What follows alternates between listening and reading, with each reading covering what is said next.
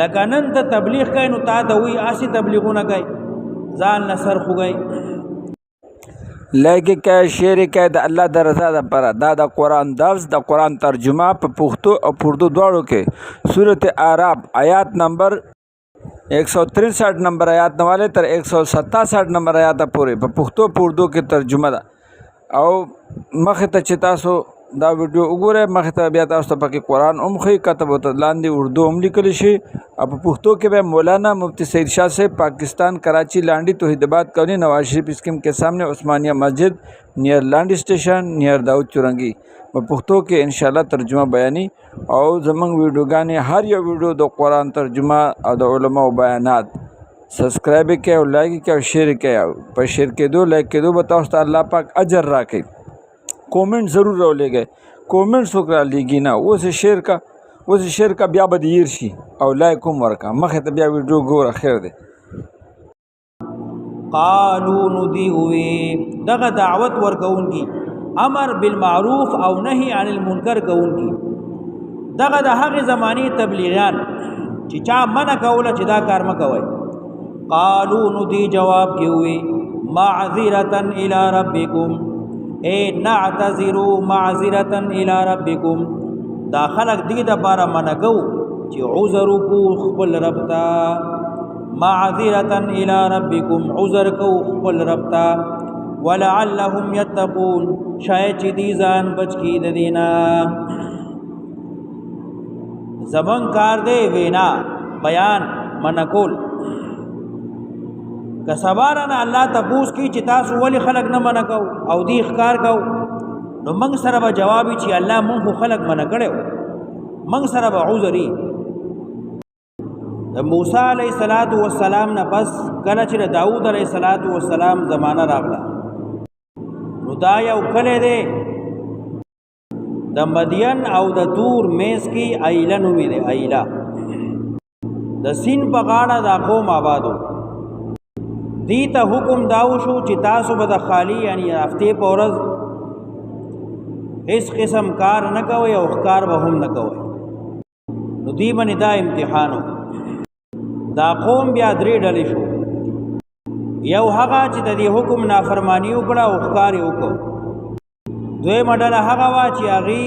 دې ته وعظ کو امر بالمعروف او نهي عن المنکر کو دعوت تبلیغ کو چې تاسو دا کار مه کوئ درېمه هغه ډله به چې هغې غلي ناسو نه یې ښکار کو او نه یې دا کوونکي منع کول نو قوم درې ډلې شو د درې واړو حالات ذکر کوي د مدینی یهودیانو به دا خبره پټوله نو پیغمبر علیہ السلام ته الله وی دین معلوماتو کا چې د دې مشرانو څه کړیو پخوای نافرمانی کولا نو ما په امتحان راويس دی د سین په غاړه اوسېدل دغه ښکار سره به خپل گذر بسر کو امتحان به دا راغی چې د خالی په ورځ به ښکار نه کوئ نو دی حیلې شروع کړې حیله یې دا وکړه چې د جمعې په ورځ به جال وغورځو کانټې به یې وغورځولې نو د هفتې په ورځ به هغې کې ګڼ مهي راغله بیا به یې د اتوار په ورځ د هغې ښکار کوو یا یې داسې حیله وکړه چې نری نری لښتي وویستل او حوضونه یې جوړ کړه نو چې کله به د خالي په ورځ دا میان راتلل نو په دغې نري لښتو کې به دا حوض ته غورځېدل نو دوی به د لښتو خولې بندې کړې لوټه به یې وویشته نو خوله به یې بند شوه مهي به ایسار شو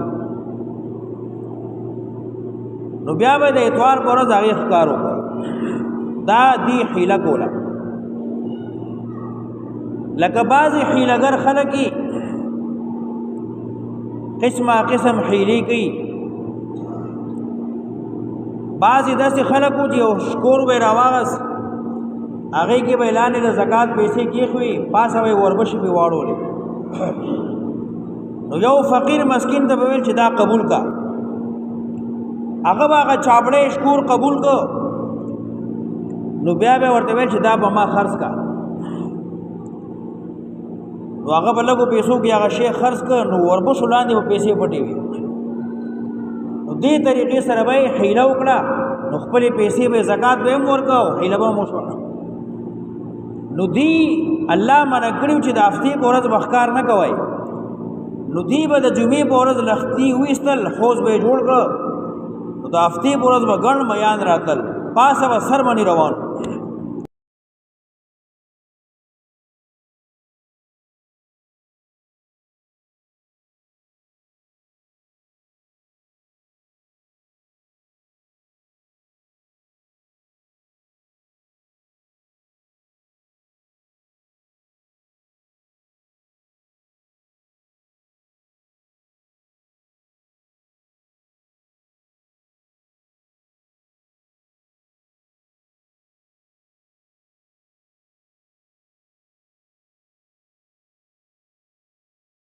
واسألهم عن القرية التي تپوسو د دینا پبارد هغه کلی کی چې نږدې وو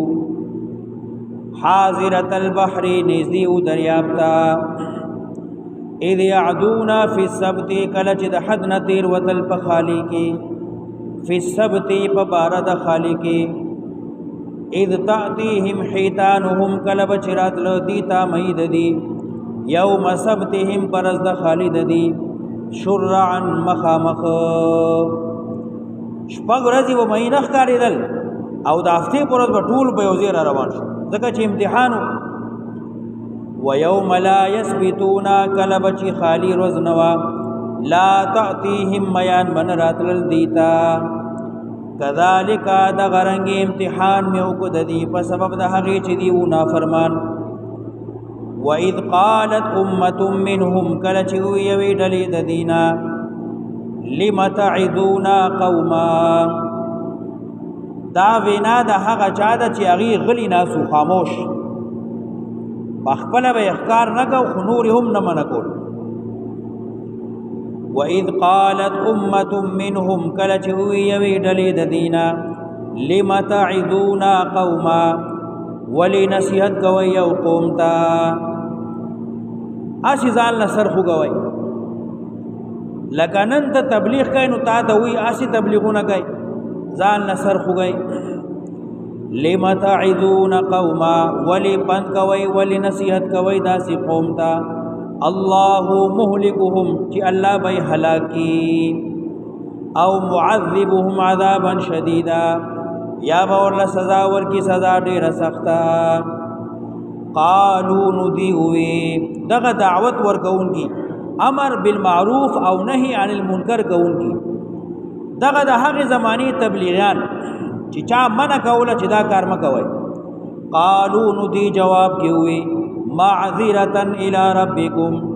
اے نعتذروا معذرة الى ربکم دا خلق دی د بارا منع کو چې عذر کو خپل رب ته معذرة الى ربکم عذر کو خپل رب ته ولعلهم يتقون شاید چې دي ځان بچ کی د دینا. زمون کار دی وینا بیان منکول که سبارنا الله تبوس کی چې تاسو ولی خلق نه منکو او دی اخکار کو نو منگ سره به جوابی چې الله مونږ خلق منع کړو منگ سره به عذری. ولعلهم يتقون یا شاید چې دی ځان بچ کی د اخکارنا. فلما نسون هر کلا چې دی پریخو ما هغه ذکروا به چې دی لپن ور کړی شی او پاغي سرا انجینا الذین اخلاص میکړو هغه څوک ینهون عن السوء چې خلق من کول د بدینا. د هغه زمانه تبلیغیان دعوت کون کی او نهی عن المنکر کون کی خلق می اخلاص کړو بچ میکړو. واخذنا الذين ظلموا او راو من الظالمان بعذاب بئیس بدردون کی عذاب سرا سخت عذاب سرا بما كانوا يفسقون ذکر چې دینا فرمانی کولا. فلما عتوا نو هر کلا چې دینا فرمانی وکړه عما ده غنا نوح عنه چې بن کړی شی او من کړی شی دا غنا قلنا نما ورتوي كونو شي قردة خاسين شادوغان ذلیلا درې ډلې وي. یو ډله هغه وا چې هغې امر بالمعروف او نهي عن المنکر کو، نو الله وی هغې خو ما بچ کړه، خلاص مې کړه. انجینا الذین ینهون عن السوء، هغې مې بچ کړه. واخذنا الذین ظلموا بعذاب بئیس. اوس دا کم خلک چې خاموش ناسو، نه د میو ښکار کو او نه د نور منع کول، یو طرف ته هغې باره کې د علماو دوه قوله دي. یو قول دا دی چې هغې مې هم اونسل چې تاسو په خپله خو بدي نه کوئ خو نور هم نه منع کوئ، نو دې مې راونسل. واخذنا الذین ظلموا بعذاب، نه هغه خلک مراد دي چې دی غلی ناسو او نور نه منع کول، دې مې هم راونسل. او دریم چې چا دا نقصان کو، د هغې سزا څه شوه؟ فلما عتوا عما نهوا عنه قلنا لهم كونوا قردة خاسئين، چې تاسو شادوغان شئ ذلیله، هغې نه مې شادوغان جوړ کړه. مفسرین لیکي 3 ورځې ژوندي و، بیا ټول هلاک شو، مړه شو، مردار شو. دا کم چې غلي و یا خو دې ته هم سزا میلاو شوه، او یا بل د علماو قول دا دی چې دې منې الله رحم وکړو، دې بچ شو. دی ولی بچ شو؟ ځکه چې دی خو منع نه کوله، لیکن د دې وینا دا وه الله مهلکهم او معذبهم عذابا شدیدا،